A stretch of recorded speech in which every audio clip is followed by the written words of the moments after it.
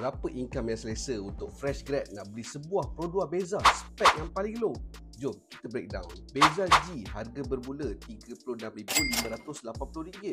Deposit kalau 10% RM3,658. Road tax dia murah RM20. NCD kalau masih kosong, insurans RM1,209. Total upfront yang kena ready untuk Beza ni adalah RM4,887.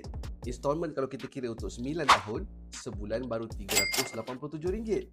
Setahun RM4,644. Kita kira pula dia punya yearly expenses. Insurans RM1,209, road tax RM20, servis tahun RM506. Untuk wear and tear kita buatlah backup file RM500. Total up yearly expenses untuk Beza ni adalah RM2,235. Campurkan yearly expenses dengan yearly installment, maka dapatlah RM6,879.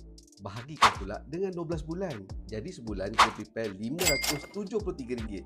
So, berapa income yang selesa untuk Beza G ni? Let's say nak gunakan 30% daripada income. Sebulan income kena ada RM1,910. Kalau nak gunakan 20% saja daripada income, sebulan income kena ada RM2,865.